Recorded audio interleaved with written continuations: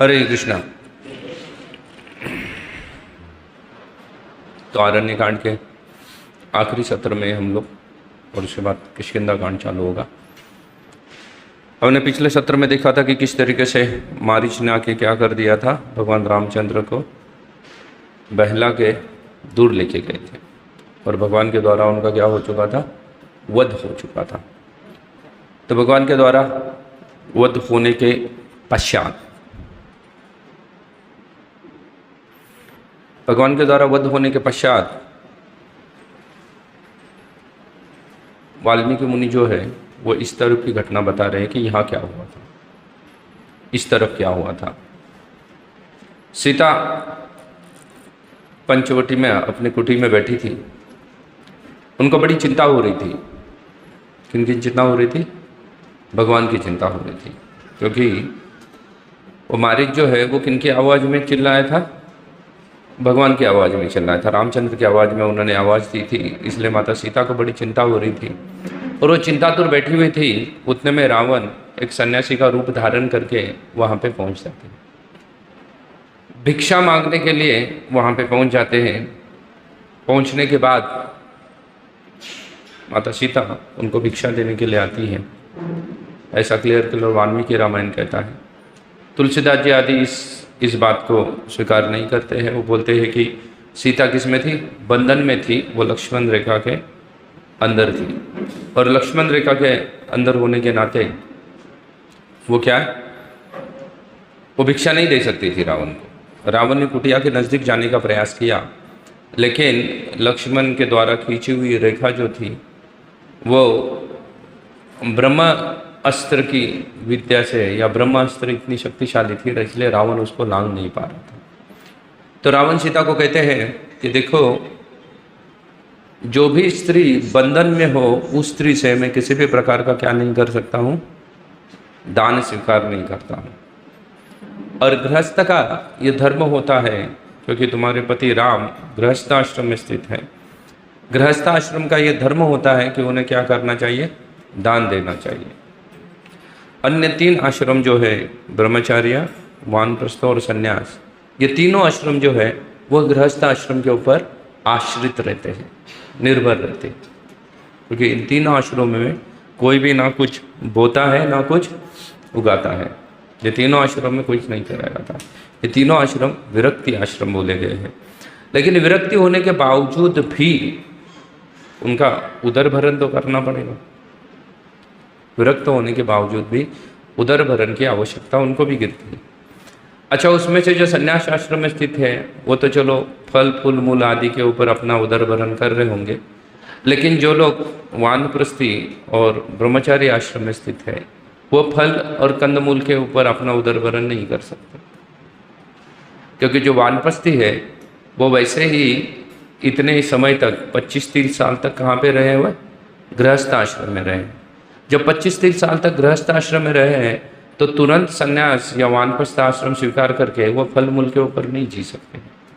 उनको अपना जीवन यापन करने के लिए किसके ऊपर क्या करना पड़ेगा, गृहस्थ के ऊपर आश्रित रहना पड़ता है। उसके साथ साथ ब्रह्मचार्य का भी वैसा ही है। ब्रह्मचार्य आश्रम की शुरुआत ही तो उम्र के 5 साल से होती है। 5 साल से ही उसको कहाँ भेजा जाता है, उसको गुरुकुल में भेजा जाता है। तो जब गुरुकुल में भेजा जाता है तो वहीं से ही शुरुआत होती है। तो गुरुकुल में 5 साल का बच्चा तो कंदमूल फल आदि खा के जीवन यापन नहीं कर सकता, तो उनको भी जीवन यापन करने के लिए भोजन आदि की आवश्यकता होती है, और उसके लिए भी वो किनके ऊपर निर्भर रहते हैं, गृहस्थ के ऊपर निर्भर रहते हैं। और सन्यासी कभी निर्भर रहते हैं या वो फल मूल खा के भी अपना जीवन व्यतीत कर देते हैं। लेकिन फिर भी मोटा मोटी देखा जाए तो ये तीनों आश्रम जो है वो गृहस्थ आश्रम के ऊपर आश्रित रहने की वजह से कहा गया है कि गृहस्थों को क्या करना चाहिए, नित्य रूप से दान देना चाहिए। दान देना ये उनका क्या होना चाहिए, नित्य कार्य होना चाहिए, नित्य कर्तव्य होना चाहिए। इसलिए रावण सीता को कहता है कि अगर तुम दान नहीं दोगी तो राम के गृहस्थ आश्रम को क्या नहीं है, ये शोभा नहीं देता है। कोई भी वांछिक साधु अगर आपके घर के सामने आकर कुछ भिक्षा मांगता है और फिर वहाँ से निकल जाता है बिना भिक्षा प्राप्त किए, तो वो गृहस्थ के लिए ठीक नहीं है। अभी तो ऐसा है ना कि गृहस्थ आश्रम में स्थित होकर भी कोई दरवाजे पे आता नहीं है भिक्षा मांगने के लिए, क्योंकि आप सब लोग कहाँ रहते हो? सोसाइटीज़ में रहते हो। सोसाइटी के अंदर कौन आएगा आपके 25वें माले पे भिक्षा मांगने के लिए आपसे? कोई नहीं आ रहा है। अच्छा, आना भी कोई चाहे तो पहले तो सिक्योरिटी को उसको अपना इंट्रोडक्शन देना पड़ता है। इंट्रोडक्शन के बाद वो पर्टिकुलर घर में पूछा जाएगा कि भाई इसको अंदर छोड़े भी या ना छोड़े। बहुत बार उसको नीचे से ही भगा दिया जाता है। तो ऐसी परिस्थिति में गृहस्थ आश्रम को ठीक तरह से पालन नहीं किया जाता है, तो फिर जब भी आप कहीं मंदिर आदि में जाते हो तो गृहस्थों को क्या करना चाहिए? दान आदि कार्य करना चाहिए। इन कार्यों में क्या होना चाहिए? आगे बढ़ के क्या करना चाहिए? पार्टिसिपेट करना चाहिए, सहभाग लेना चाहिए। ये गृहस्थ का कर्तव्य है, दान आदि कार्य में उसको पार्टिसिपेट करना चाहिए। अगर वो उसमें करते रहेंगे ऐसे कार्य, तो उनका गृहस्थ आश्रम क्या करता रहेगा? ठीक ठाक चलता रहेगा। कि श्रीमद् भागवतम के 11वें स्कंद में कहा गया है कि धन के साथ साथ लगभग 15 दोष आते हैं। एक दोष नहीं बोला है, धन के साथ कितने दोष आते हैं? 15 दोष आते हैं। ये श्रीमद् भागवतम के 11वें स्कंद में कहा है। अब ये 15 दोष की तो बड़ी लंबी चौड़ी लिस्ट है, और उसके सबके सब मुझे याद भी नहीं है कि 15 दोष क्या है, लेकिन 15 दोष है पूरे। वो तो श्रीमद् भागवतम लिखता है कि क्या आने से? धन आने से व्यक्ति अहंकारी बन जाता है। ये धन का दोष है। धन आने से व्यक्ति अहंकारी बन जाता है। नम्रता गुण व्यक्ति से क्या हो जाता है? निकल जाता है। धन आने से व्यक्ति आसक्त बन जाता है। जब हमारे पास धन नहीं है तब तक तो हम सोच सकते हैं कि हम क्या कर सकते हैं, बहुत कुछ दान दे सकते हैं, लेकिन वो तो दान हम देंगे या नहीं देंगे वो तब पता चलेगा जब हमारे जेब में क्या आएगा? धन आएगा। अगर धन आया ही नहीं है जेब में तो दान देने का के लिए बनने के लिए तो कोई भी कुछ भी बोल सकता है। मैं भी बोल सकता हूँ मेरे पास 10 करोड़ होंगे तो 5 करोड़ दान दूंगा, लेकिन ऐसा नहीं होता है। धन आने के बाद पता चलता है। हमें ऐसा लगता है कि हम चीज़ों से आसक्त नहीं हैं, लेकिन वो तो धन आने के बाद पता चलता है। अगर आसक्त ना होते तो हर समय में एक नया मोबाइल का वर्जन या गाड़ी का वर्जन आता है तो हम उसके हिसाब से क्या करते हैं? गाड़ी या मोबाइल या अन्य चीज़ें क्या करते हैं? बदलते रहते हैं। जबकि पुरानी अच्छी चल रही थी, वो ख़राब नहीं हुई है, फिर भी क्यों बदलते हैं? क्योंकि वो आसक्ति दर्शा रहा है हमारी। हम आसक्त बन जाते हैं चीज़ों से। धन के ऐसे कई सारे दोष होते हैं, इसलिए गृहस्थों को दान का चर्चा कहा गया है शास्त्र में। और रावण यही बोल रहा है सीता को कि क्या करना चाहिए? राम गृहस्थ आश्रम में स्थित है, इसलिए उन्हें क्या करना चाहिए? दान इज मस्ट। मतलब उनको दान देना बहुत ही आवश्यक है, दान देना जरूरी है। तो फिर सीता दान देने के लिए आती है, जो भी उनके पास, क्योंकि वो स्वयं भी भिक्षाटन करके रह रहे थे, ऐसा गृहस्थ आश्रम में स्थित थे, लेकिन अभी तो वो क्या है? स्वयं वन में है। तो स्वयं वन में होने की वजह से कुछ उनके पास ऐसा कोई बहुत बड़ी चीज़ है ऐसा भी नहीं है, लेकिन जो भी कुछ उनके पास था उसको सीता दान करने के लिए आती है। लक्ष्मण रेखा के बाहर आती है, और जैसे ही बाहर आती है तो रावण उसके हाथ को क्या करता है? पकड़ लेता है और अपने साथ खींच के, तब तक रावण का वो जो मेकअप किया हुआ था सन्यासी का वो छूट जाता है, और वो अपना मूल स्वरूप प्रकट करता है और सीता को खींच के कहाँ बिठाता है? रथ पे बिठा देता है।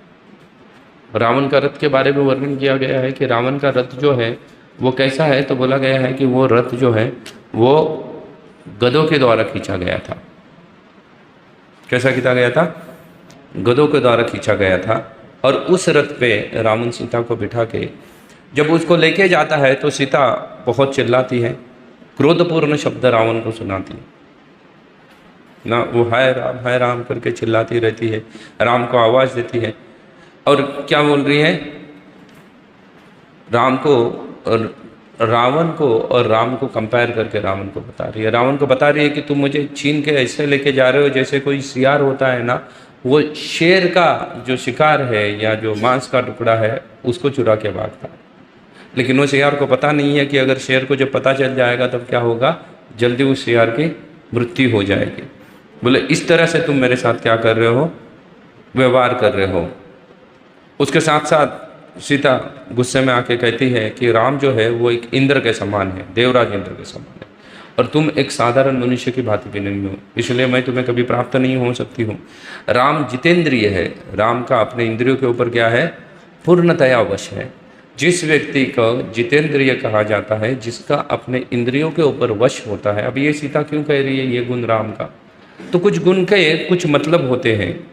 वो कह रही है कि जिस भी व्यक्ति का अपने इंद्रियों के ऊपर नियंत्रण होता है, वो व्यक्ति किसी भी युद्ध में परास्त नहीं हो सकता है। जितेंद्रिय का ये लक्षण होता है। जिसने अपने इंद्रियों को जीत लिया है, वो संसार के समस्त शत्रुओं को बहुत आसानी से जीत सकता है। और जितने अपने इंद्रियों को ही नहीं जीता है, वो किसी भी शत्रु को जीत नहीं सकता, चाहे वो क्या हो, कितना भी शक्तिशाली हो। रावण के साथ तो वही हुआ, इतना शक्तिशाली होने के बाद भी वो हार गया, क्योंकि उसका अपने इंद्रियों के ऊपर कोई नियंत्रण नहीं था। लेकिन सीता रावण को कह रही है कि राम क्या है, जितेंद्रिय है। तुम क्या कर रहे हो? सीता कह रही है कि तुम साक्षात मृत्यु को अपने साथ कहाँ लेके जा रहे हो, लंका जा रहे हो, जिससे सिर्फ तुम्हारा नहीं समस्त राक्षस कुल का क्या होने वाला है, विनाश होने वाला है। इसलिए क्या करो, अभी भी है रावण, समय है, मुझे क्या करो, छोड़ दो। लेकिन रावण तो मानने वाला था ही नहीं। रावण ने सीता को जबरदस्ती अपने गधों के द्वारा खींचे जाने वाले रथ के ऊपर बिठाते हैं, और बिठा के आकाश मार्ग से जब चलने ही वाले थे, तभी वहाँ पे कौन प्रकट होते हैं, जटायु आ जाते हैं। जटायु भगवान रामचंद्र के निकटस्थ ही रहते थे, क्योंकि मैंने आपको बताया था जटायु का और किनका मैत्री हुआ था, दशरथ महाराज का दोस्ती था। एक समय में दशरथ महाराज के प्राणों की रक्षा की थी जटायु ने, तब से उनकी दोस्ती थी, इसलिए वो भगवान रामचंद्र के आजू बाजू रहते थे। तो जब उनको पता चल जाता है कि रावण क्या कर रहा है, जबरदस्ती सीता को हर ले जा रहा है, इसलिए जटायु रावण को युद्ध के लिए ललकारते हैं। वैसे तो जटायु के अंदर कोई शक्ति नहीं है, जटायु कुछ भी प्रकार से शक्तिशाली नहीं है। उनके सामने रावण में क्या है, प्रचुर मात्रा में शक्ति है। रावण की शक्ति का कोई अंत नहीं है। रावण जो है वो बहुत ही सुंदर तरीके से ट्रेंड सोल्जर है। जटायु फाइनली क्या है, पंछी है। पंछियों को कहाँ से ट्रेनिंग मिलता है, कोई नहीं मिलता। युद्ध के बारे में कुछ पता नहीं रहता है उनको। जबकि रावण कई सारे शस्त्र अस्त्र आदियों का क्या रखता था, ज्ञान रखता था। रावण के पास ये सभी चीज़ों का ज्ञान था, लेकिन जटायु के पास इसमें से किसी चीज़ का कोई ज्ञान नहीं था, कोई भी एक चीज़ का भी ज्ञान नहीं था। लेकिन ये ज्ञान ना होने के बावजूद भी सिर्फ भगवान की सेवा के लिए या रामचंद्र की सेवा के लिए जटायु क्या करते हैं, रावण को युद्ध के लिए ललकारते हैं। रावण को युद्ध के लिए ललकारने के बाद रावण के साथ जटायु क्या करते हैं, युद्ध करते हैं। युद्ध में जटायु अपने चोंच और नाखून से रावण को क्या करते हैं, जर्जर करते हैं। जब वो देखते हैं कि इससे रावण को कुछ फर्क नहीं पड़ रहा है, क्योंकि रावण तो महायोद्धा है, बहुत ही क्या है, वो अतिरथी है, कई सारे योद्धाओं के साथ अकेला युद्ध कर सकता है। तो इसलिए जटायु के साथ युद्ध करके या जटायु उसको परास्त नहीं कर सकते। जटायु जब जान जाते हैं तो जटायु सोचते हैं कि इसके रथ को तोड़ देता हूँ। इसलिए जटायु उनके जितने भी सारे जो भी गधे थे जिनके द्वारा वो रथ को खींचा जा रहा था, वो सभी गधों को क्या करते हैं, मार देते हैं। 5 गधों को जटायु अपने चोट से मार देते हैं। उसके साथ साथ रावण का जो रथ है उसको भी क्या करते हैं, नष्ट कर देते हैं। और नष्ट करने के बाद रावण वहाँ से नीचे गिरता है, अपने रथ से नीचे गिरता है। रथ से नीचे गिरने के बाद जटायु उनके ऊपर आक्रमण करते हैं और वाल्मीकि रामायण के अनुसार वो रावण को बेहोश कर देते हैं। वो रावण को बेहोश करते हैं। बेहोश रावण जैसे ही होता है तो वो सीता को लगे पुनश्य कुटिया की ओर जाते होते हैं। उतने में रावण को फिर से होश आता है, और रावण इस बार वो इसके पहले जटायु को क्या कर रहा था ना, लाइटली ले रहा था, हल्के में ले रहा था। सोच रहा था कि पंछी है, मैं इसके साथ मल्ल युद्ध या अन्य तरीके के युद्ध से क्या कर सकता हूँ, जीत सकता हूँ। लेकिन जब वो देखते हैं कि ये क्या कर गया, मुझे पूरा जर्जर करके पूरा कई सारे जगह पे चोट पहुंचा के उन्होंने मुझे बेहोश कर दिया है, इसलिए वो क्या करते हैं, अपने दिव्य अस्त्र निकालते हैं और दिव्य अस्त्र से जटायु के दोनों पंख जो है ना उसको क्या करते हैं, तोड़ देते हैं। उनको काटने के बाद रावण मायावी शक्ति कई सारी है। भले रावण का रथ टूट गया था, लेकिन रावण स्वयं बिना किसी रथ से भी क्या कर सकता था, आकाश में उड़ सकता था। इसलिए रावण सीता को पकड़ते हैं और आकाश मार्ग में चले जाते हैं। जब वो चले जा रहे थे तो सीता बड़ी क्रंदन कर रही थी, लक्ष्मण से बारंबार माफ़ी मांग रही थी, क्योंकि लक्ष्मण को उसने क्या किया था, उसने ही भेजा था, जबकि रावण ने लक्ष्मण को रखा था उसकी रक्षा के लिए, लेकिन सीता ने जबरदस्ती लक्ष्मण को भेजा था। और जब वो आकाश मार्ग से जा रही थी तब रास्ते में एक उन्नत पर्वत के ऊपर, जो पर्वत काफ़ी ऊंचा था, और उस पर्वत के ऊपर वो क्या देखती है, कुछ वानरों को बैठे हुए देखती है। तो सीता अपने अपने साड़ी का एक हिस्से को फाड़ देती है और अपने कुछ गहने जो है वो क्या करती है, उसमें बांध के उन वानरों की ओर फेंक देती है। और ऊपर से चिल्लाती है कि क्या करना, जब रामचंद्र आएंगे तो उनको बताना कि मुझे कौन हर ले गया है, रावण हर ले गया है।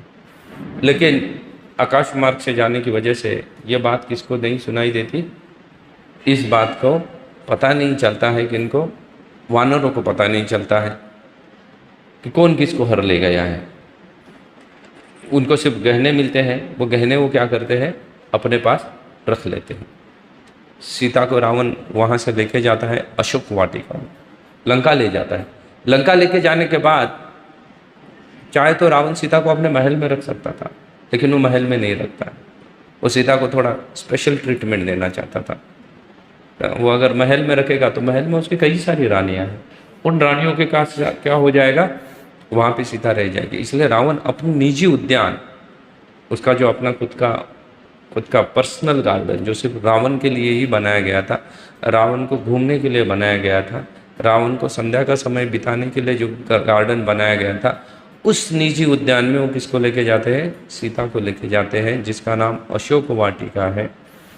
वहाँ पे क्या करते हैं, वो सीता को रख देते हैं।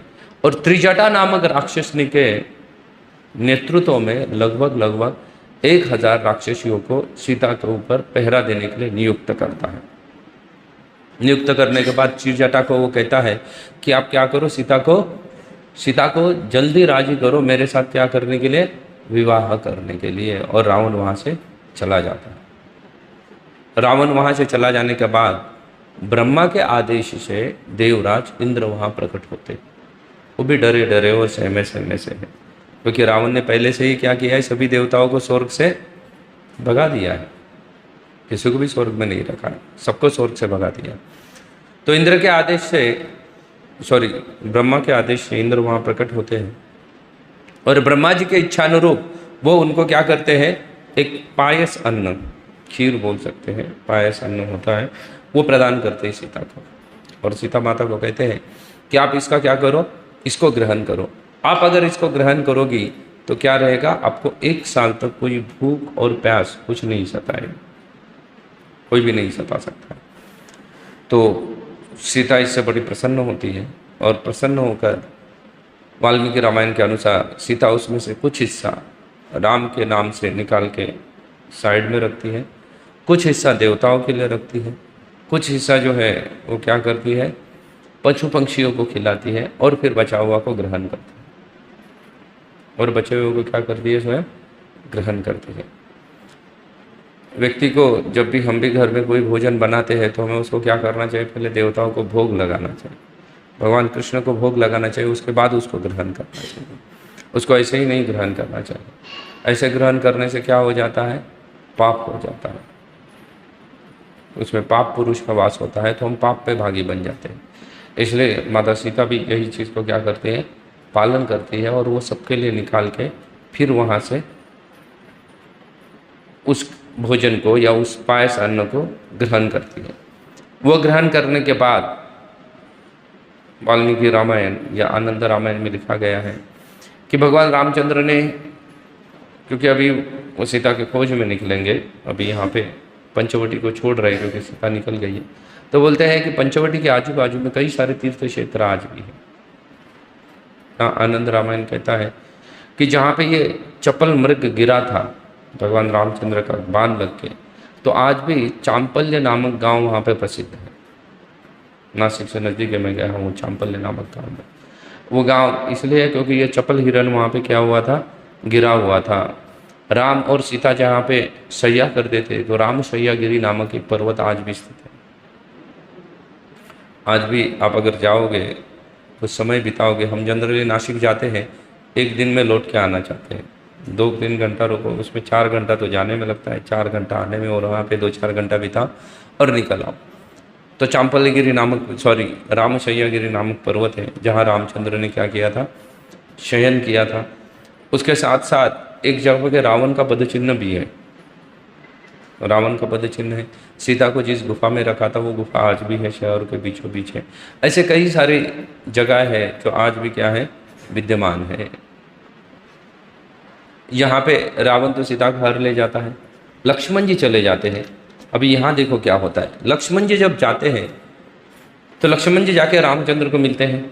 रामचंद्र को जितनी भी सारी घटना घटित हुई थी और किस तरह से राम ने क्या किया था, सीता ने उनको विवश किया था कहाँ जाने के लिए, आने के लिए। तो ये बात सुन के रामचंद्र को बड़ा गुस्सा आता है। रामचंद्र लक्ष्मण को डांटते हैं, लक्ष्मण को कहते हैं कि सीता तो क्या है, एक नारी है, नारी में उतनी बुद्धिमत्ता का क्या नहीं किया जा सकता है, अपेक्षा नहीं रखनी चाहिए कि कोई बुद्धिमत्ता भरा कार्य करे।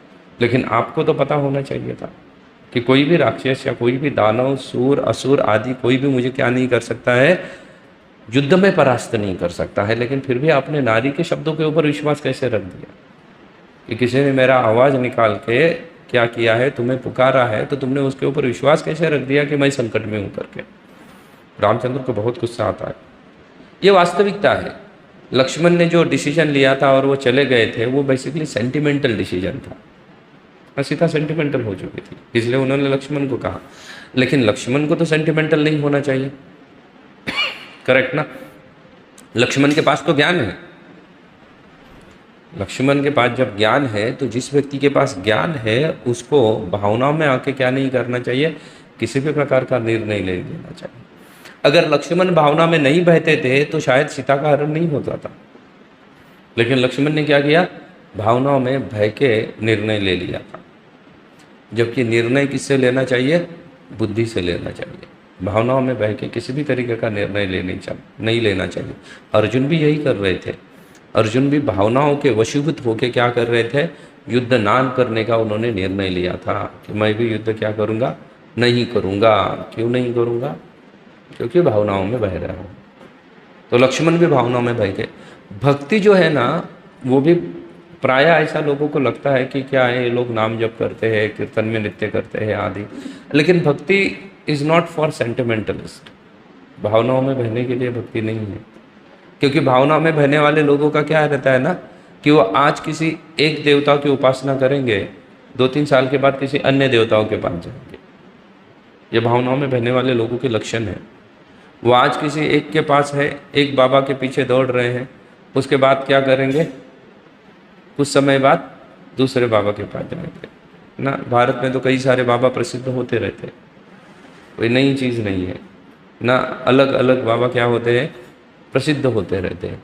और फिर उनको देखना, उनको सुनने के लिए, देखने के लिए लाखों की संख्या में लोग चले जाते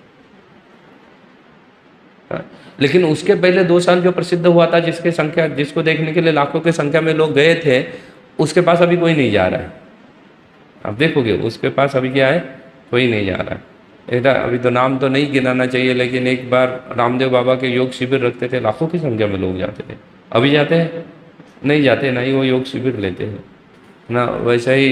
वैसे ही पूर्व काल में अन्य भी लोगों के साथ होता था। कई सारे बाबा हैं जिनके साथ होता है।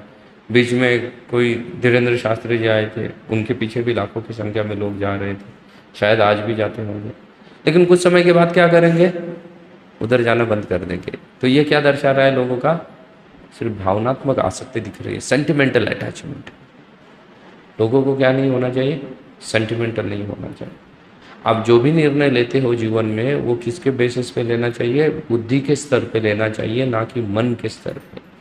मन के स्तर पे आप जितना भी सारा कार्य करते हो, वो कार्य कैसा होता है, तो कहा गया है कि वो कार्य क्या है, वो सिर्फ और सिर्फ भावनात्मक रहता है। लेकिन कार्य वास्तव में करना चाहिए किस तरीके से, बुद्धि के स्तर पे कार्य करना चाहिए। लेकिन प्राय लोग कैसे करते हैं कार्य, मन के स्तर पे करते हैं। तो लक्ष्मण ने भी ऐसा ही कार्य किया, इसलिए भगवान रामचंद्र बड़े गुस्सा हो। और गुस्सा होने के बाद उन्होंने लक्ष्मण को डांटा। अब ये लक्ष्मण का तो मृदंग बन गया है, एक बार उधर रहो तो उधर सीता डांट रही है, यहाँ पे आ जाओ तो यहाँ पे कौन डांट रहा है, यहाँ पे रामचंद्र डांट रहे हैं। समझ में नहीं आ रहा है कि क्या किया जाए, किसकी सुननी चाहिए या किसकी नहीं सुननी चाहिए। हालांकि लक्ष्मण ने इंटेलेक्चुअल काम किया था। अगर वाल्मीकि रामायण छोड़ो तो अन्य तुलसीदास जी रामायण के अनुसार उन्होंने क्या किया था, लक्ष्मण रेखा बना के तो रखी थी, लेकिन फिर भी रामचंद्र के गुस्से को तो उनको क्या करना पड़ा, सामना करना पड़ा। और फिर दोनों वहाँ से कुटिया की तरफ जब बढ़ते हैं तो रास्ते में भगवान रामचंद्र को कई सारे अशुभ लक्षण दिखाई देते हैं, कई सारे अशुभ लक्षण दिखाई देते हैं, कई सारे अशुभ पक्षियों का दर्शन होने लगता है, कई सारे अशुभ जानवरों की आवाज़ें उनको सुनाई देती हैं। तो ये जब सुनाई दे रही है तो भगवान रामचंद्र का हृदय क्या हो रहा है, विदीर्ण हो रहा है। उनको बार बार लग रहा है कि शायद सीता क्या है, सीता ठीक भी है या नहीं है ना, सीता के साथ कुछ दुर्व्यवहार तो हुआ नहीं है, सीता स्वास्थ्यपूर्ण या नहीं है। ऐसे कई सारे विचार रामचंद्र के क्या आते हैं, मन में आने लगते हैं। सोचते हैं कि क्या हुआ है, वास्तव में कुछ हुआ है, नहीं हुआ है, जाके जितने जल्दी हो सके जाके देखना चाहिए। और रामचंद्र यहाँ पे एक क्या कर रहे हैं, एक गृहस्थ की भूमिका निभा के दिखा रहे हैं कि एक गृहस्थ की क्या दशा होती है। रामचंद्र जी पहुँचते हैं, पहुँचने के बाद वो देखते हैं कि वहाँ पे सीता है नहीं। वो सब जगह पे सीता को आवाज़ लगाते हैं, गोदावरी के तट पे जाके सीता को आवाज़ लगाते हैं। जहाँ जहाँ सीता जाती थी उन स्थानों पे रामचंद्र जाके क्या करते हैं, सीता को खोजते हैं। लेकिन ये खोजने के बाद भी कहीं पे भी क्या नहीं मिलती है, सीता उनको नहीं मिलती है। तो जब नहीं मिलती है तो रामचंद्र को क्या करते हैं, पेड़ों से पूछने लगते हैं, लता पताओं से पूछने लगते हैं, पंछियों से पूछने लगते हैं, पशुओं से पूछने लगते हैं। भगवान रामचंद्र एक स्त्री आसक्त पुरुष का क्या निभा रहे हैं, किरदार निभा रहे हैं। इसलिए वो हर किसी से ये पूछने लगते हैं, बार बार है सीते करके क्या करने लगते हैं, रोने लगते हैं। रामचंद्र बार बार सीता के नाम को पुकार रहे और बोल रहे हैं कि तुम्हारे बिना मैं फिर से अयोध्या लौट के नहीं जा सकता हूँ। मैं तुम्हारे पिता को वचन दे के तुम्हें क्या किया था, जनकपुरी से लेके आया था कि मैं तुम्हारी क्या करूँगा, आजीवन रक्षा करूँगा करके। लेकिन अभी मैं तुम्हारी रक्षा करने में क्या रहा, समर्थ नहीं हूँ, मैं असमर्थ रह गया। वो कहते हैं लक्ष्मण को कि तुम अकेले क्या करो, अयोध्या लौट जाओ, अभी और आगे नहीं जाएंगे हम, यहीं पे ही वन खत्म हो गया है वनवास, तुम क्या करो, अकेले ही अयोध्या क्या करो, लौट जाओ। और मैं क्या करता हूँ, मैं यही वन में रहता हूँ, मैं सीता के बिना अयोध्या लौट के नहीं आ सकता। रामचंद्र अपने आप को कोसने लगे कि मैं तुम्हारे क्या नहीं कर सका, रक्षा करने में असमर्थ रहा। रामचंद्र अपने धनुष्य को धिक्कारने लगे कि इतना धनुष्य धारण करने के बाद भी मैं क्या नहीं कर पाया, अपनी धर्म पत्नी की रक्षा नहीं कर पाया। और रावण रामचंद्र जी क्या कर रहे हैं, ये सब करते हुए गोदावरी आदि के किनारे जाके क्या कर रहे हैं, वृक्ष आदि को पूछ रहे हैं और रो रहे हैं कि मैं कैसे अकेला क्या कर सकता हूँ, अयोध्या जा सकता हूँ। और रामचंद्र सीता को खोजने के लिए निकलते हैं। जब सीता को खोजने के लिए निकलते हैं तब उन्हें रास्ते में एक पक्षी पड़ा हुआ मिलता है। उसके मुख में क्या था, उसके मुख से खून बह रहा था। रामचंद्र बड़े डर जाते हैं। लक्ष्मण को कहते हैं कि तुरंत जाके देखो, शायद ये पंछी ने क्या कर दिया है, सीता को खा लिया है, ये सीता को निगल गया है और इसलिए अभी क्या कर रहा है, वो यहाँ पे आराम कर रहा है। और सीता को निगल गया इसलिए सीता का जो खून है वो इसके किससे बह रहा है, मुख से बाहर निकल रहा है। वो खून क्या है, वो सीता का खून है। लक्ष्मण जी दौड़ते हुए जाते हैं और देखते हैं कि ये पंछी कौन है, ये तो जटायु है। रामचंद्र भी वहाँ पे आते हैं। वहाँ पे आने के बाद जटायु जो भी घटना घटित हुई थी वो हर घटना को क्या करते हैं, बहुत ही विस्तार के साथ रामचंद्र को बताते हैं। रामचंद्र देखते हैं कि वहाँ पे कई सारे मरे हुए गधों का क्या हुआ था, मृत शरीर पड़ा हुआ था जिनको जटायु ने मारा था। रावण के रथ के, टूटे हुए रथ के क्या कर रहे थे, टुकड़े यहाँ वहाँ बिखरे हुए थे। और जटायु जो है वो स्वयं घायल हो चुका था, उनके पंख टूट गए थे। और वो सिर्फ किसकी राह देख रहा था, भगवान रामचंद्र की ही राह देख रहा था, अन्य किसके लिए नहीं रुके हुए थे। जटायु सिर्फ रुके हुए थे, भगवान रामचंद्र की राह देख रहे थे कि कब रामचंद्र आएंगे और मैं उन्हें क्या करूँगा, ये पूरा विस्तार पूर्वक बताऊँगा। रामचंद्र से वो क्षमा याचना करते, बोलते कि मैं आपकी सेवा को क्या नहीं कर सका, पूर्ण रूप नहीं दे सका। वास्तव में मैं सीता की रक्षा करता था तो मेरी सेवा पूर्ण हो जाती थी, लेकिन मैंने सीता की रक्षा नहीं की है इसलिए मेरी सेवा अधूरी रह गई, उस सेवा को मैं पूरित नहीं कर पाया। और ये कहते हुए जटायु भगवान रामचंद्र के सामने ही क्या करते हैं, अपने प्राणों को त्यागते हैं। वाल्मीकि रामायण के अनुसार उनके जटायु के शरीर से आत्मा जो है वो दिव्य ज्योति के रूप में प्रकट होता है और भगवान रामचंद्र में क्या होता है, विलीन हो जाता है। भगवान रामचंद्र स्वयं क्या करते हैं, अग्निकाष्ठ करते हैं। देखो, पंछी होने के बावजूद भी उन्होंने सिर्फ भगवान की छोटी सी सेवा कर दी, तो भी वो क्या प्राप्त हो गए? भगवान के द्वारा अंत्य संस्कार उनको प्राप्त हो गया। भगवान उनको अंत्य संस्कार करते हैं। यहाँ पे दशरथ महाराज के अंत्य संस्कार में भगवान नहीं थे? थे? नहीं थे। दशरथ महाराज के अंत्य संस्कार में भगवान नहीं थे, लेकिन यहाँ पे जटायु के अंत्य संस्कार में भगवान है। भगवान वहाँ पे अंत्य संस्कार में भाग लेते हैं। उसके साथ साथ जटायु का पिंडदान आदि भी भगवान करते हैं। ये सब करने के बाद भगवान फिर से दक्षिण दिशा की ओर क्या करते हैं? सीता की खोज में निकलते हैं। सीता की खोज में दक्षिण दिशा की ओर निकलते हैं। बार बार सीता के याद में, सीता के प्रेम की वजह से रामचंद्र क्या कर रहे हैं? अपने आप को भूल रहे हैं और पागलों की भांति कर रहे हैं ना। वृक्षों को क्या कर रहे हैं? सीता सोच के जाके क्या कर रहे हैं? आलिंगन कर रहे हैं, और लक्ष्मण जी उनके साथ है।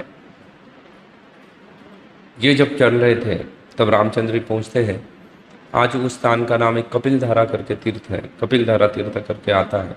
अगर आप नासिक जाओगे तो रास्ते में आता है, यहाँ से 2-3 घंटे के ड्राइव के बाद आपको कपिलधारा, नासिक के पहले 35-40 किलोमीटर नासिक के पहले कपिलधारा तीर्थ है। वहाँ तक रामचंद्र जी आते हैं। तो वहाँ पे जब पहुँचते हैं तो वहाँ पे भगवान शिव और माता सती बैठी हुई थी। तो सती जब देखती है रामचंद्र को तो सती को विश्वास नहीं होता है। वो सोचती है कि बोले ये कैसे भगवान है जो अपने पत्नी के लिए क्या है? इतने क्या है? लालायित है, अपने पत्नी से इतने आसक्त है कि वो क्या कर रहे हैं? अपनी पत्नी समझ के वृक्षों को तक आलिंगन कर रहे हैं। भगवान एक आसक्त पुरुष का क्या कर रहे हैं? किरदार निभा रहे हैं ना, इसलिए वो क्या कर रहे हैं? पूर्ण रूप से आसक्ति दिखा रहे हैं। और जब ये आसक्ति पूर्ण रूप से दिखा रहे थे, जब ये किरदार निभा रहे थे, तो इसलिए माता सती उनको कहती है, शिव जी को, ये क्या है? ये ठीक नहीं है, ये रामचंद्र हो नहीं सकते हैं, ये भगवान हो नहीं सकते। शिव जी उनको कहते हैं कि भाई देखो, वो जैसे भी है लेकिन वो क्या है? वही भगवान है। वो जो कर रहे हैं वो करने दो उनको, लेकिन वो क्या है? वो भगवान है। सती बोलती है नहीं, मुझे चेक करना पड़ेगा कि वो भगवान है या नहीं है। तो सती, शिव जी बोलते हैं चलो ठीक है, आप जो भी कह रहे हैं अच्छी बात है, आप जाके चेक करो, ट्राई करो। बहुत बार लोग सोचते हैं कि पार्वती ने तो ये थी, पार्वती नहीं थी। तभी ये त्रेता युग के शुरुआत में घटना घटित हो रही है, तब पार्वती का जन्म नहीं हुआ था। तब कौन थी? तब सती थी। शिव जी की प्रथम पत्नी सती तब थी, जो कि दक्ष की कन्या है, महाराजा दक्ष की कन्या है, वो थी उस वक्त। पार्वती नहीं हुआ करती थी। इसलिए बहुत बार लोग ये सोचते हैं कि ये जो रामायण है वो त्रेता युग के अंत में हुआ है, तो अंत में नहीं हुआ। त्रेता युग के अंत में नहीं हुआ है, वो त्रेता युग के शुरुआत में हुआ, क्योंकि त्रेता युग के अंत तक माता पार्वती का प्राकट्य हुआ था। और रामचंद्र को जो मिली थी वो सती मिली थी, वो पार्वती नहीं मिली थी। इसलिए रामचंद्र का जो रामायण की जो घटना है वो कब घटित हुई है? त्रेता युग के बिगिनिंग में घटित हुई है, शुरुआत में घटित हुई है, ना कि अंत में घटना घटित हुई है। तो सती क्या करती है? माता सीता का रूप धारण कर लेती है, उनके पास भी दिव्य शक्तियाँ हैं, तो हुबहू सीता जैसी बन जाती है। और बनने के बाद रामचंद्र के सामने आ जाती है। रामचंद्र के सामने आती है और बोलते हैं कि स्वामी आप क्यों इतना क्या कर रहे हो, इतने व्याकुल हो रहे हो? मैं तो कहीं नहीं गई हूँ, मैं तो यहीं पे हूँ आपके सामने। भगवान रामचंद्र स्तब्ध हो जाते हैं सती को देखने के बाद। सती को देखने के बाद भगवान रामचंद्र स्तब्ध होते हैं और सती को पूछते हैं कि माते आप यहाँ पे हैं तो भोलेनाथ कहाँ है? आप अकेली भोलेनाथ को छोड़ के कहाँ घूम रही हो? तो सती बड़ा प्रश्न उपस्थित होता है। सती बोलती है कि नहीं, मैं क्या हूँ? बोले कहाँ से भोलेनाथ और कहाँ आ गए? बोले मैं स्वयं क्या हूँ? मैं स्वयं सीता हूँ जिसको आप ढूंढ रहे हो। रामचंद्र बोलते हैं मैं सीता को क्यों ढूंढूं भाई? बोले मैं तो सीता को ढूंढ ही नहीं रहा हूँ। तो सती को ये सेकंड शॉक था। बोले अभी तो सीता सीता चिल्ला रहे हैं, सीते हाय सीते करके चिल्ला रहे हैं, और अभी बोल रहे हैं कि मैं सीता को ढूंढ ही नहीं रहा हूँ करके। रामचंद्र बोलते हैं कि सीता मुझसे कभी अलग हो ही नहीं सकती, क्योंकि शक्तिमान से शक्ति को अलग नहीं किया जा सकता है। रामचंद्र अगर शक्तिमान है तो सीता क्या है? उनकी शक्ति है। इसलिए शक्ति को शक्तिमान से क्या नहीं किया जा सकता है? अलग नहीं होती है। शक्ति हमेशा किसके साथ रहेगी? शक्तिमान के साथ ही रहेगी, शक्तिशाली पुरुष के साथ ही रहेगी। तो अगर रामचंद्र शक्तिमान है, शक्तिशाली पुरुष है, और सीता उनकी शक्ति है, तो वो उनसे अलग नहीं हो सकती है। इसलिए भगवान रामचंद्र वहाँ पे स्वयं सीता को प्रकट करते हैं और सती को क्या करते हैं, सीता, रामचंद्र और लक्ष्मण के दर्शन होते हैं, राम दरबार के दर्शन होते हैं। ये सब जब सती देखती है तो सती के बड़ा प्रश्न ना, बड़ी डर जाती है। सती समझ में नहीं आता कि बोले सच क्या है, ये जो अभी दिखा रहे ये सच है, या थोड़ी देर पहले ये क्या कर रहे थे, सीते सीते करके जो रो रहे थे, चिल्ला रहे थे, सीता के लिए व्याकुल हो रहे थे, ये सच है। इन दोनों में से सच क्या है, सती कुछ नहीं समझ पाती है कि इन दोनों में से सच क्या है। वास्तव में देखा जाए तो दोनों सच था। एक, भगवान क्या कर रहे थे, भगवान से सीता कभी अलग हुई नहीं थी, और दूसरा है, चैतन्य चरितामृत कहता है कि क्या है, जगत कल्याण हेतु प्रभु क्या करे, स्वयं के आचरण से शिक्षा प्रदान करते हैं, स्वयं आचरित करते हैं और शिक्षा प्रदान करते हैं कि अगर व्यक्ति स्त्री से आसक्त होता है तो इसकी क्या हालत होती है। उसकी ऐसे ही हालत आज के भी हो रही है ना, कलयुग में सब तो ऐसा ही चल रहा है ना। स्त्री आसक्ति की वजह से कलयुग में बड़ा उत्पात मचा हुआ है। जो घर का पुरुष रहता है, घर उसके नाम पे रहता है, घर के जितने भी सारे क्या होते हैं, लोन निकाला हुआ है, वो कौन चुकता करता है, वो पुरुष चुकता करता है। घर के सभी क्या करता है, सब काम भी वही करता है, घर के बाहर के सब काम वो करता है। लोन जो निकाला हुआ है उसके भी क्या है, हफ्ते वही भर रहा है, उसके नाम पे ही घर है ना, गाड़ी बंगला मकान टकान जमीन आदि सब उसके नाम पे है, लेकिन वो घर में सबसे ज़्यादा डर के वही व्यक्ति रहता है जिसके नाम पे सब कुछ है ना। ये क्यों डर के रह रहा है, छोड़ दो भाई, लेकिन उसे छोड़ा भी नहीं जा सकता है, छोड़ नहीं सकता है ना। वानप्रस्थ आश्रम के द्वारा जबरदस्ती घर छोड़ने के लिए बोला है, लेकिन वो नहीं छोड़ सकता है। तो इसलिए भगवान रामचंद्र ये दिखा रहे हैं कि स्त्री आसक्त अगर व्यक्ति रहे तो उसकी अवस्था क्या होती है स्त्री से आसक्त रहने से। सती वहाँ से निकल जाती है, सती निकल के शिवजी के पास पहुँचती है। शिवजी बैठे हुए हैं, शिवजी पूछते हैं सती को कि क्या हुआ। वो बोले नहीं, वही रामचंद्र है, कुछ है नहीं। बोले समझ गई।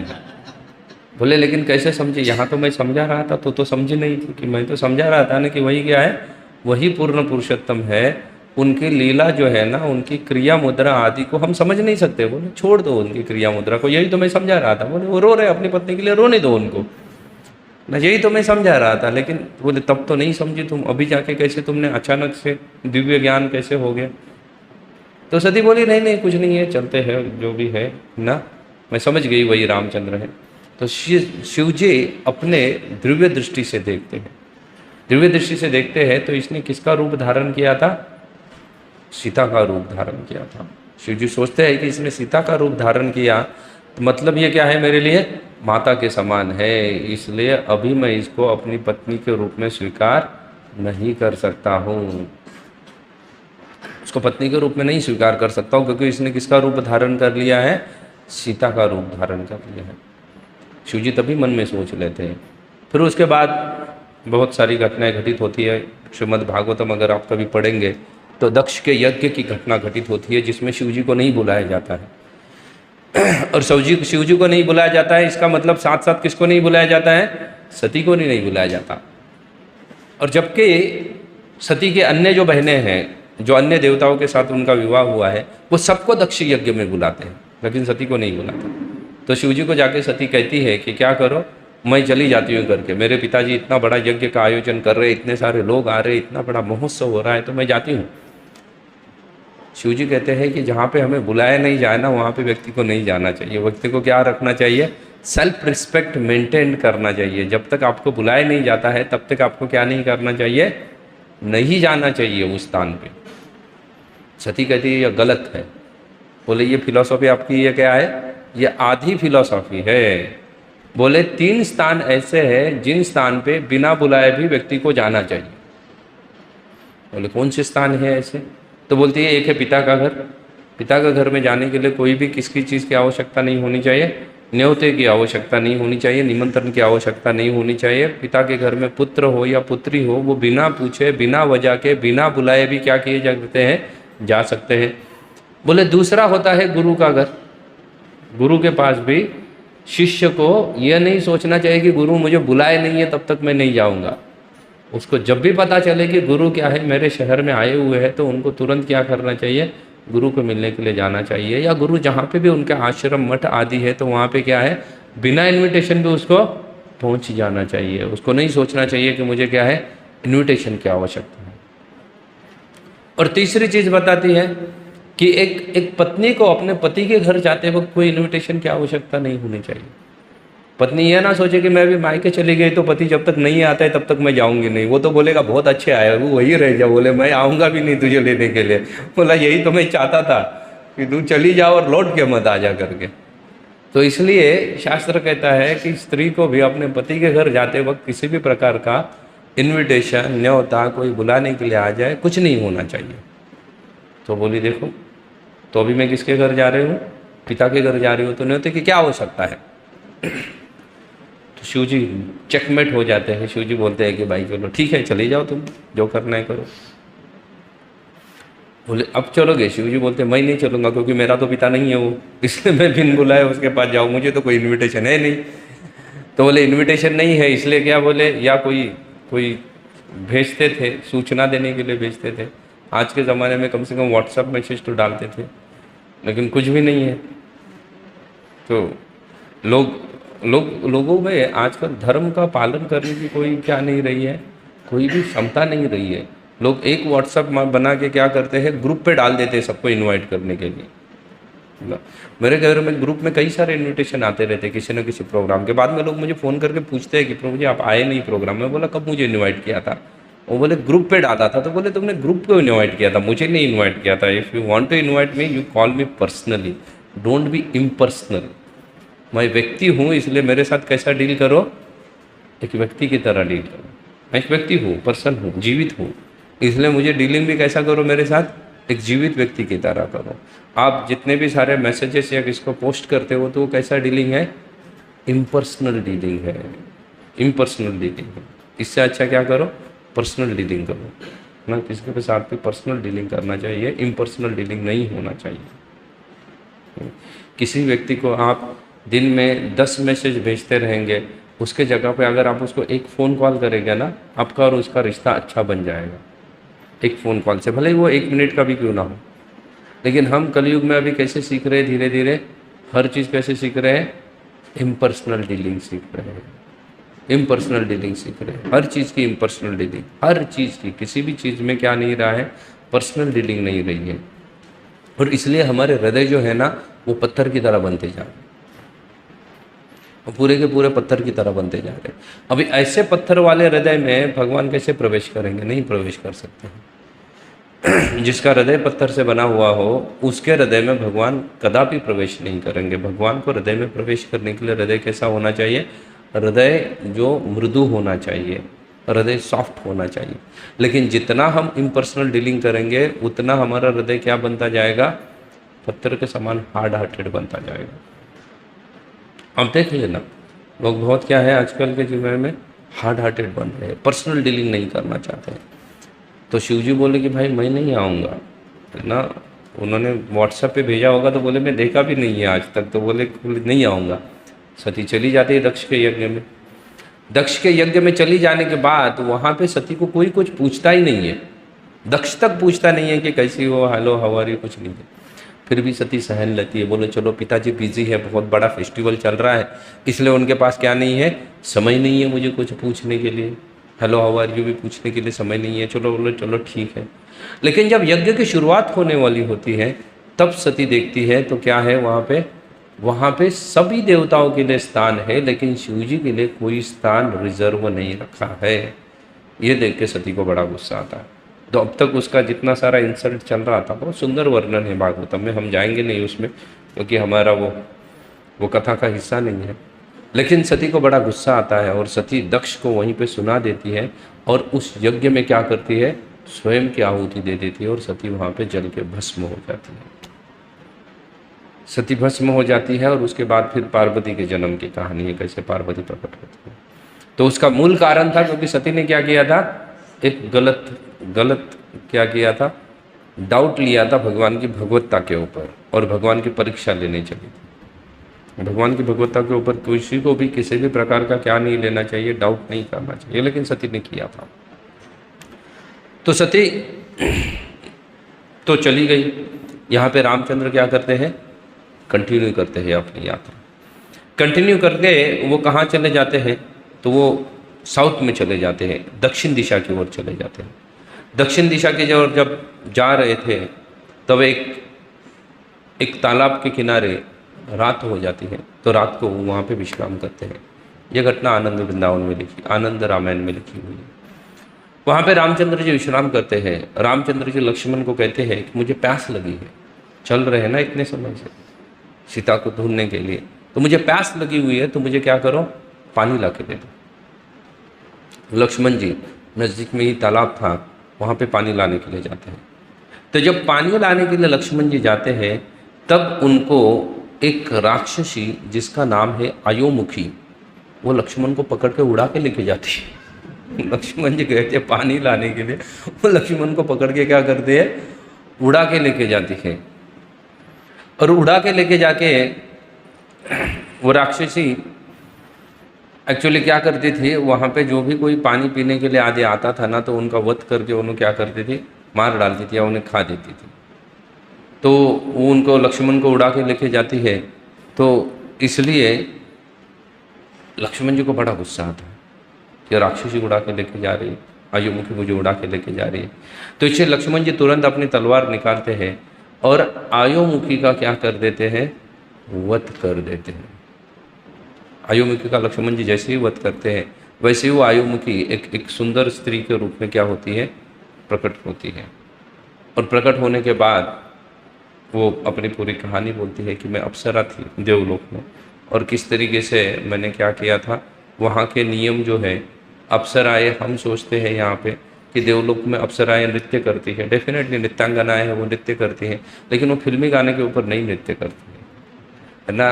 वो क्या करती है, भगवान की प्रसन्नता के लिए नृत्य करती है। कई सारे हमारे पास पद्धतियाँ हैं जिन पद्धति से भगवान की प्रसन्नता के लिए क्या किया जाता है, अलग अलग तरीके की कलाएँ क्या करती है, दर्शाई जाती है। तो बोली मैंने वो छोड़ के फिल्मी गाने के ऊपर नृत्य कर दिया, तो इसलिए मुझे क्या कर दिया, वहाँ पे श्राप मिल गया एक राक्षसी बनने का। बोले ये कृत्य कैसा है, ये राक्षस का क्या है, कृत्य है, ये राक्षस का कृत्य है। इसलिए वो बोलती है कि मुझे क्या कर दिया गया, मुझे श्राप मिल गया, और श्राप मिल के मैं यहाँ पे आई। और यहाँ पे आने के बाद बताया गया था कि अगर कोई इतना शक्तिशाली कोई पुरुष अगर तुम्हें जिसको मारने का प्रयास करेगा और तुम्हारा वध कर पाए, तो तुम समझ लेना कि क्या है, उस समय तुम भेजा गया था राक्षसों के राज्य में ना, राक्षस योनि में। तो बोले उस समय जो राक्षसों का राजा है रावण, उसका क्या हो जाएगा, उसका वध हो जाएगा उन्हीं लोगों के हाथों। और वही तुम्हारा समय है कि तुम्हें क्या करना है, लौट आना है। तो आयुमुखी का वध करते हैं लक्ष्मण जी, आयुमुखी का आशीर्वाद प्रदान करते हैं कि तुम्हें भगवत भक्ति प्राप्त हो जाए। और आयुमुखी वहाँ से क्या करती है, चली जाती है। आयुमुखी का वध करने के बाद लक्ष्मण जी फिर से लौट के आते हैं। आनंद रामायण कहता है वध करते हैं, अन्य कंब रामायण बोलता है कि आयुमुखी के सिर्फ नाक और कान ही काटते हैं, उसका वध नहीं करते हैं।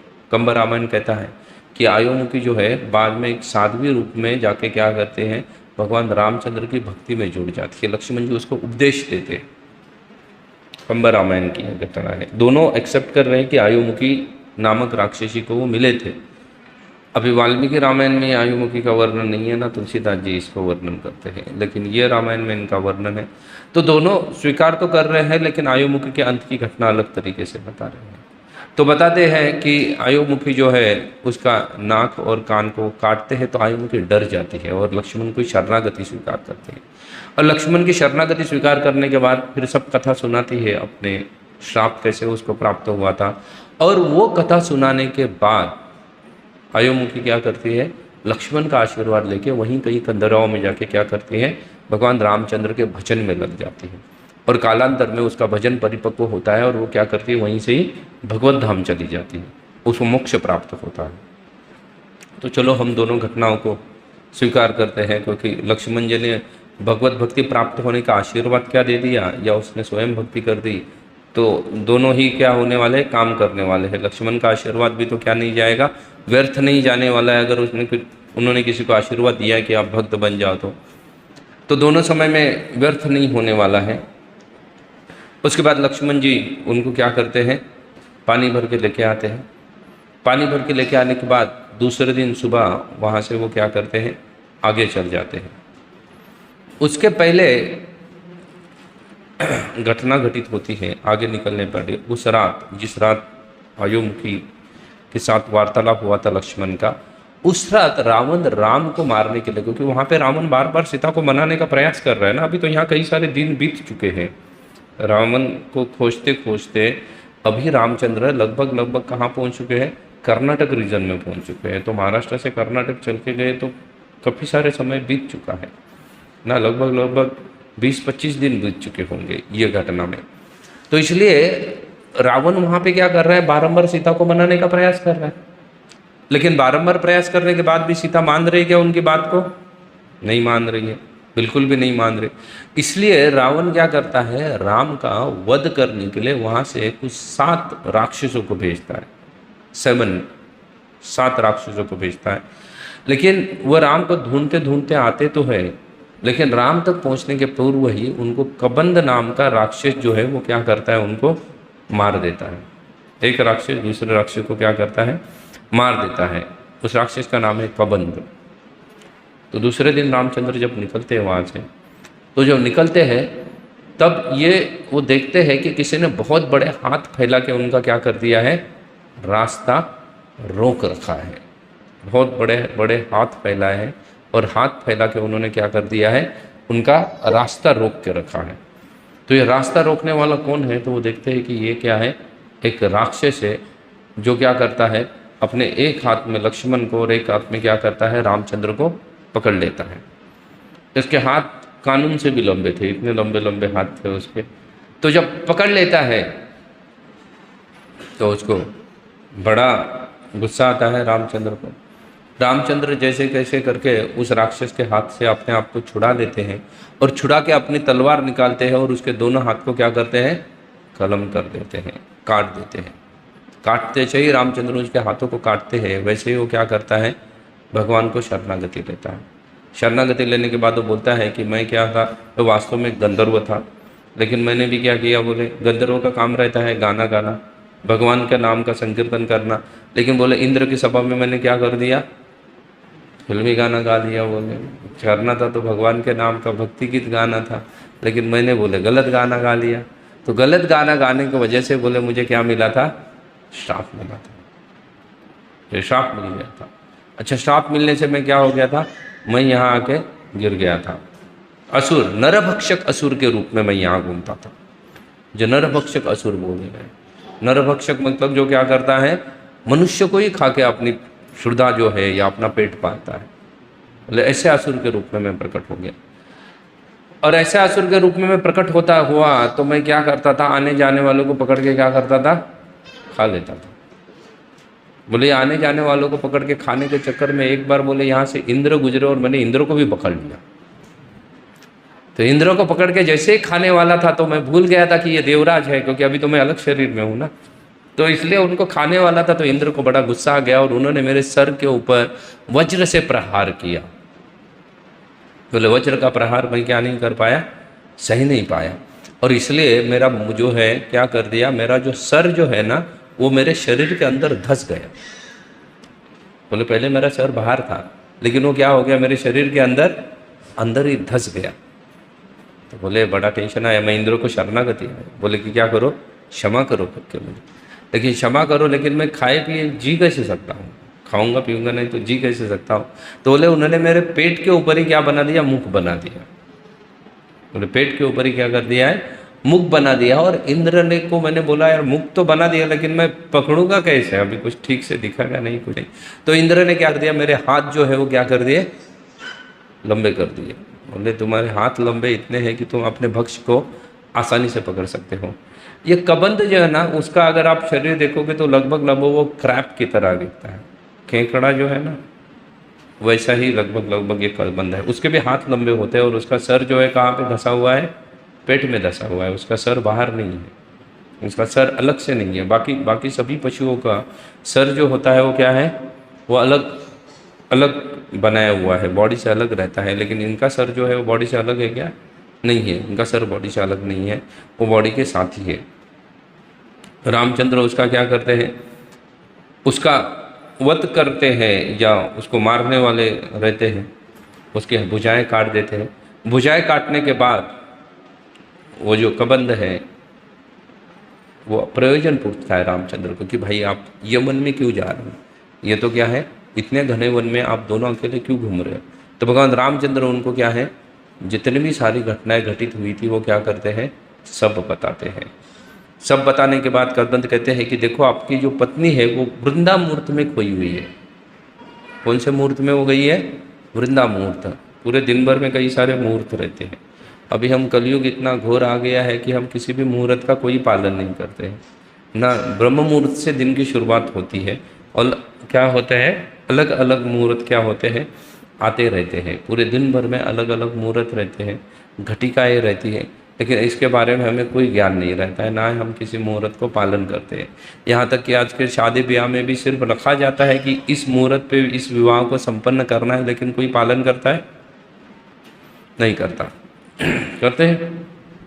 खास करके महाराष्ट्र एंड अबव तो बिल्कुल पालन नहीं करते।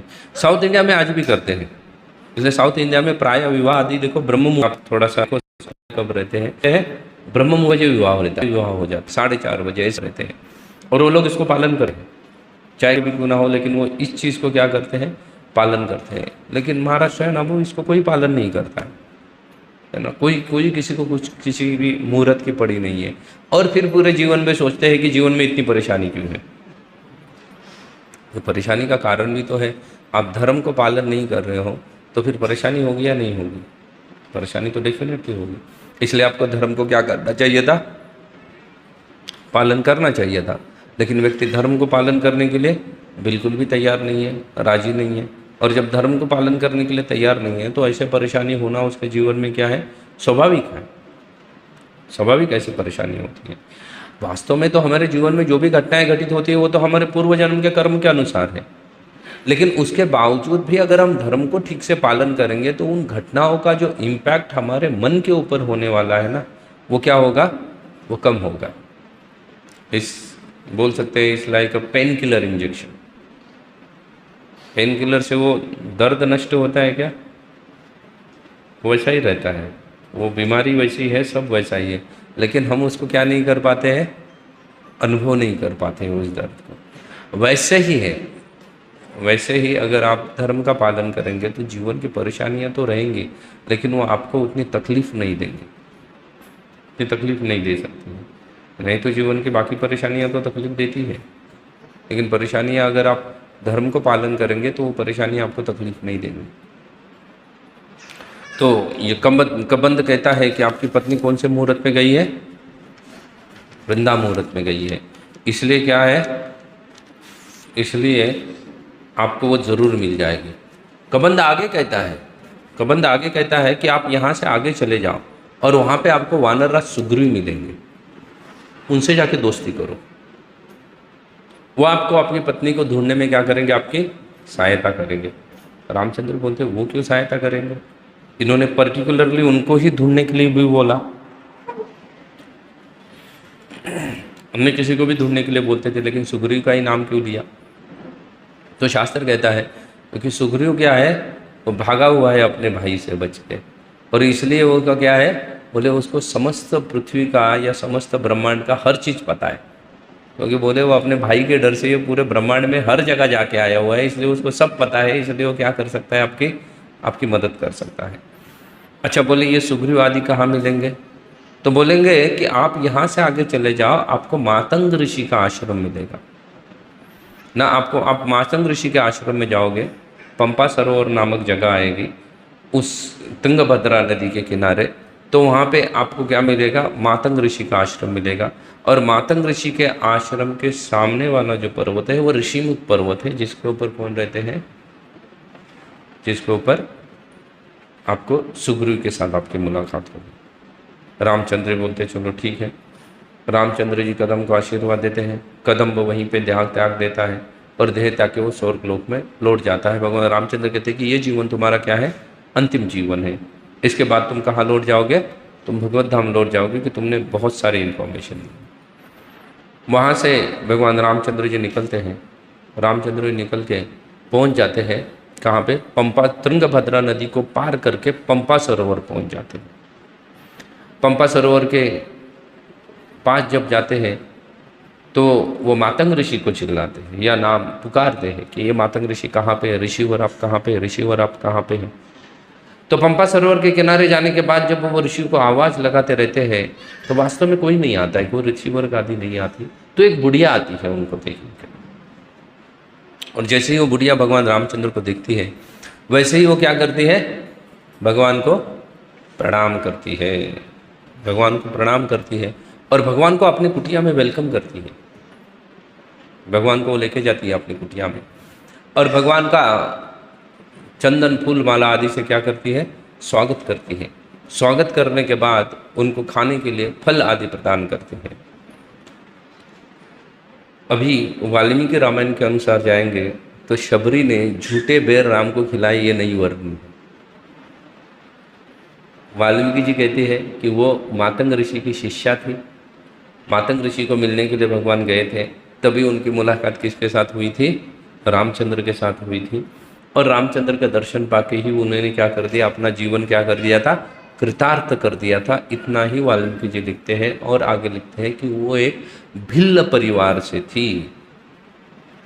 भिल्ल जंगल में रहने वाले जो लोग हैं, तो उस परिवार से बोले वो थी। अन्य कोई उनके बारे में नहीं लिखते हैं, लेकिन क्योंकि वो टेक्निकलिटी है ना। लेकिन यहाँ पे अगर आप आओगे तुलसीदास जी के पास, तो तुलसीदास जी क्या है, वो रसाचार्य है। वो टेक्निकलिटी को ज़्यादा इम्पोर्टेंट नहीं देते, वो किसको इम्पोर्टेंट देते हैं, रस को इम्पोर्टेंट देते हैं। वो रस को इम्पोर्टेंट देते हैं, इसलिए वो बोलते हैं कि बोले कि वो लेके गई उनको, उसका हिस्ट्री का डिटेल बताते हैं। आनंद रामायण में उसके हिस्ट्री के बारे में बताते हैं। वो है भिल्ल नहीं, वो तो बराबर है, लेकिन वो किन की शिष्या है, मातंग ऋषि की शिष्या है। मातंग ऋषि जब भगवत धाम चले गए, 100 शरीर भगवत धाम चले गए थे। मातंग ऋषि कैसे गए थे, 100 शरीर भगवत धाम चले गए थे। तो 100 शरीर जब भगवत धाम चले गए थे, तब ये नई नई शिक्षित हुई थी, नई नई इनकी शिष्या बनी थी। इसलिए शबरी चाहती थी कि वो भी क्या करे, उनके साथ भगवत धाम जाए। लेकिन मातंग ऋषि कहते हैं, मना करते हैं उसको, बोलते हैं कि आप मेरे साथ नहीं आ सकती हो। बोलते हैं फिर क्या करूँ मैं यहाँ रह के, भाई कुछ कारण तो होना चाहिए। बोले तुम्हें मैं यहाँ रख रहा हूँ क्योंकि आज से कुछ समय पश्चात यहाँ पे कौन आने वाले हैं, भगवान रामचंद्र आएंगे। तो मेरे आश्रम में आएंगे, तो मैं चाहता हूँ कि उनको क्या करे, भगवान जब यहाँ आए तो कोई उनका क्या करे, आदर आतिथ्य करने के लिए किसी के उपस्थित होने की आवश्यकता है। जब भगवान यहाँ पे आएंगे तो उनके आदर आतिथ्य के लिए किसी की आवश्यकता है। इसलिए आप यहाँ पे रह के क्या करना, भगवान का आदर सत्कार आदि करना। देखो ऋषि का भाव क्या है, कई साल बाकी है उस चीज़ को, लेकिन फिर भी वो क्या कर रहे हैं, अभी से तैयारी कर रहे हैं। यह भक्त का भाव होता है। आनंद रामायण के अनुसार जब वहाँ पे शबरी आती है, या शबरी जब थी, तब शबरी लगभग 16 साल की थी, मातंग ऋषि के पास आई थी। और जब रामचंद्र उसको मिलने आए तब वो लगभग 90 साल की बुढ़िया बन चुकी थी। तो 90 में से 16 अगर माइनस किया जाए तो कितना बचता है, 74। और मातंग ऋषि ने उसको ये नहीं बोला था कि रामचंद्र कब आएंगे, वो क्या बोला था, रामचंद्र आएंगे और उसका क्या करना है, तुम्हें आदर सत्कार करना है। अभी किसी का आदर सत्कार करना है तो फिर क्या करना पड़ेगा, तैयारी करनी पड़ेगी ना। बिना तैयारी के किसी का आदर सत्कार कैसे हो सकता है, हो ही नहीं सकता ना। कुछ तो तैयारी करनी पड़ेगी किसी का आदर आतिथ्य करने के लिए।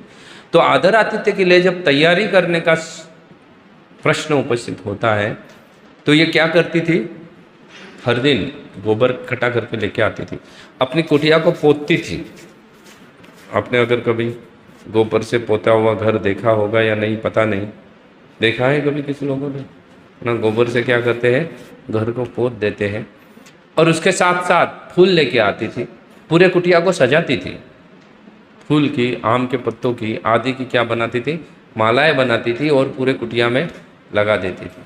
उसके साथ साथ सुंदर सुंदर फल वो क्या करती थी, चुन चुन के तोड़ के लाती थी, क्योंकि रामचंद्र आएंगे तो उनको देना पड़ेगा, उनको भोग लगाना पड़ेगा।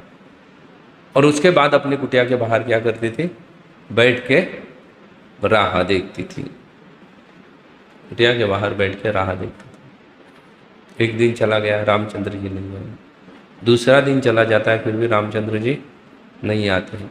तीसरा दिन जाता है, चौथा दिन जाता है, पांचवा दिन जाता है। ऐसे कितने साल बीत जाते हैं, 74 years टुगेदर। भगवान हमें प्रकट नहीं होते हैं ना, क्योंकि हम इतना प्रयास नहीं कर रहे हैं। जिन्होंने भगवान को प्राप्त किया है उन्होंने नित्य रूप से एक ही कार्य नित्य रूप से कई सारे सालों तक किया है। और ये जब भगवान देखते हैं तब उसके कार्य के ऊपर भगवान क्या करते हैं, प्रसन्न हो जाते और प्रकट हो जाते हैं। हमें बोला गया कि भाई 16 माला जप करो, तो हम डर जाते हैं, बोलते कैसे होगा हमसे। अच्छा 4 माला जप करो, वो भी नहीं होता है ना। 2 दिन 4 माला होती है, 2 दिन 2 माला होती है, फिर 0 माला होती है, फिर भागो यहाँ पे क्लास के लिए आते हो, फिर कोई तो आपको पकड़ के बोलता है माला हुआ क्या, माला होगा, बोले नहीं नहीं फिर से चालू कर लेता हूँ। यह हमारा हाल है। और यहाँ पे शबरी का देखो, वो हर दिन 74 साल तक एक ही चीज़ कर रहे, एक ही चीज़ कर रहे। इसको कहते हैं कि भगवान के लिए कोई व्रत धारण करना। उन्होंने व्रत धारण किया है भगवान के लिए, भगवान को प्रसन्न करने के लिए। और वो व्रत धारण करने की वजह से वो क्या कर रही है, वही कार्य कर रही है, बारंबार वही कार्य कर रही है, बारंबार वही कार्य कर रही है। हमें भी अगर भगवान को प्रसन्न करना है तो क्या करना पड़ेगा, हमें किसी ना किसी तरीके का क्या करना पड़ेगा, व्रत धारण करना पड़ेगा। किसी ना किसी प्रकार का व्रत धारण करना जरूरी है। अगर हम व्रत धारण नहीं करेंगे तो भगवान प्रसन्न होंगे क्या, नहीं होंगे। क्यों भगवान प्रसन्न हो जाए, भगवान ने आपके ऊपर प्रसन्न होने का कोई कॉन्ट्रैक्ट तो साइन नहीं किया है। क्या भगवान को प्रसन्न करने के लिए आप कोई ज़बरदस्ती भी तो नहीं कर सकते हो। ज़बरदस्ती की जा सकती है भगवान के साथ, नहीं की जा सकती। भगवान के साथ किसी भी प्रकार की ज़बरदस्ती नहीं की जा सकती है। तो फिर भगवान प्रसन्न ही क्यों हो हमारे साथ। अगर आप लोगों को सच में भगवान को प्राप्त करना है ना, तो आपको आपके भक्ति में कंसिस्टेंसी लानी पड़ेगी। एक ही चीज़ को क्या करना पड़ेगा, नित्य रूप से बारंबार वही चीज़ को करना पड़ेगा। कंसिस्टेंसी होना बहुत ज़रूरी है। अच्छा फिर कौन सी चीज़ करें, तो वो चीज़ क्या होनी चाहिए, गुरु के निर्देशानुसार होनी चाहिए। यहाँ पे शबरी को किसने आदेश दिया था, मातंग ऋषि ने आदेश दिया था। और मातंग ऋषि ने उसको निर्देश दिया था कि आपको क्या करना है, रामचंद्र को वेलकम करना है, उनके स्वागत के लिए यहाँ रुकना है।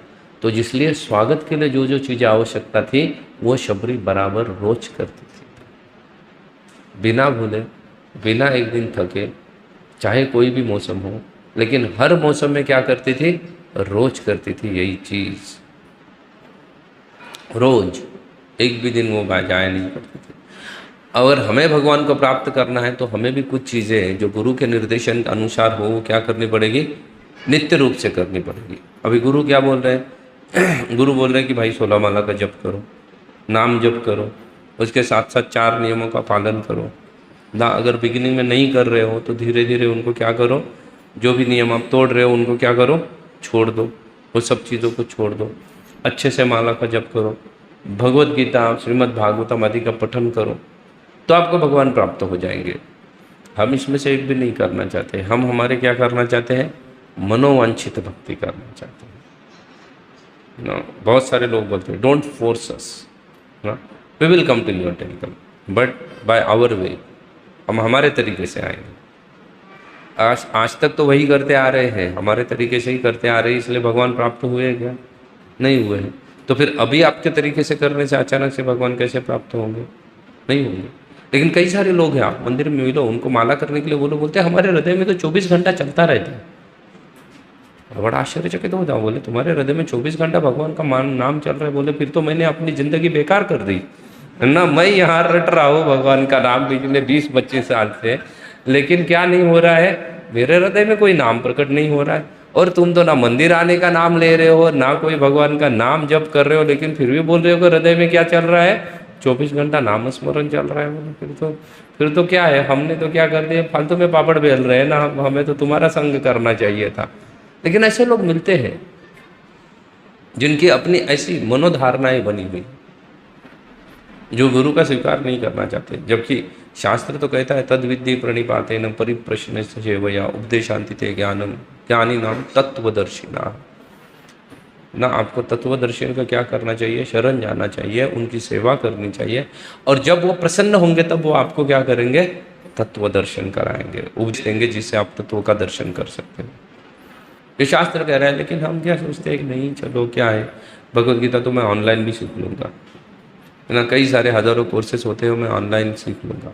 कोई भी अपने इंडिपेंडेंस को त्यागना नहीं चाहता है। हर व्यक्ति क्या चाहता है कि मैं इंडिपेंडेंट हूँ और मैं अपने इंडिपेंडेंट को क्या नहीं करूँगा, त्यागना नहीं चाहता हूँ। कोई भी व्यक्ति किसी भी तरीके से अपने इंडिपेंडेंट को त्यागना नहीं चाहता है, और वो त्याग ना करने की वजह से हम इस भौतिक संसार में क्या कर रहे, दुख भुगत रहे। बल्कि हमें क्या करना चाहिए, हमें भगवान के हिसाब से चलना चाहिए, ना ही हमारे हिसाब से चलना चाहिए। लेकिन इसने भगवान की तैयारी की है। आनंद रामायण कंब रामायण कहता है कि भाई नहीं 96 नहीं उसने की थी, उसने 12 साल तक ये कार्य किया था। अतः 74 छोड़ दो, चलो 12 साल भी पकड़ लो तो भी आसान नहीं है 12 साल तक एक ही कार्य कर, कहीं जाना नहीं है, कुछ नहीं, वहीं पे रहना है ना। कितना बड़ा मुश्किल था, जब कोरोना लगा था तो घर से निकलना, बाहर निकलना मना कर दिया था, तो बड़ा तकलीफ होती थी ना, होती थी ना, बड़ी तकलीफ होती थी। घर से बाहर ही नहीं निकलना है, घर में ही रहना है, वो एज गुड एज पनिशमेंट के बराबर है। लोग नहीं सहन कर पाते हैं उसको, लेकिन शबरी उधर ही रहती थी, कहीं नहीं जाती थी। चलो 12 साल भी क्यों ना हो, लेकिन बहुत बड़ा कार्य है उसका। फिर वाल्मीकि रामायण के अनुसार शबरी भगवान के आंखों के सामने, भगवान की उपस्थिति में खुद अग्निकाष्ठ बनाती है, खुद लकड़ियाँ आदि उसने जो जमा की थी उसमें क्या करती है, अग्नि लगा देती है, और 100 शरीर उसमें प्रवेश कर जाती है। पूरे शरीर के साथ क्या करती है, उसमें प्रवेश कर जाती है। लेकिन भगवत कृपा की वजह से वो अग्नि उनको क्या नहीं करता है, जला नहीं पाता है, वो अपना शरीर त्याग देती है। और शरीर त्यागने के बाद शबरी है वो भगवान के नित्य धाम साकेत धाम पहुंच जाते हैं। उसके बाद उसके मृत शरीर को अग्नि जला देता है। ये वाल्मीकि रामायण का है। तुलसीदास जी खंड रामायण, कंब रामायण, आनंद रामायण ये कुछ नहीं बोलते इसके ऊपर। वो बोलते अभी रस नहीं रहा ना, बोले छोड़ दो इसको ना, हो गया इसमें जितना रस इसमें निकाल सकता था उतना बोल दिया। तो टेक्निकलिटी की ओर नहीं जाएंगे वो लोग। जब वो शबरी को मिलते रहते हैं तब शबरी को पूछते हैं कि क्या है, राम कहाँ मिलेंगे इस शबरी। तो शबरी जस्ट उसके सामने ही ऋषिमुख पर्वत वहाँ के ओर क्या करती है, उंगली दर्शन करती है कि बोले वहाँ पे मिलेंगे, आप वहाँ पे जाइए। नदी को पार करके, तुंगभद्रा नदी को पार करके उस पार जाइए। तो फिर रामचंद्र उस पार चले जाते हैं। ये सभी स्थान आज भी मौजूद है ना। हम्पी नामक क्षेत्र है जहाँ पे ये सब घटना घटित हुई है।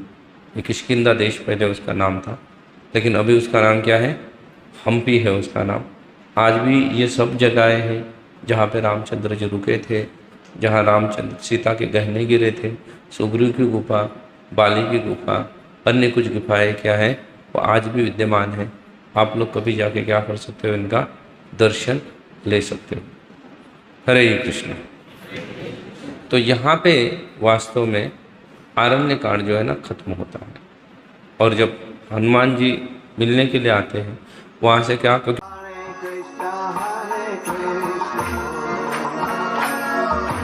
Krishna Krishna Hare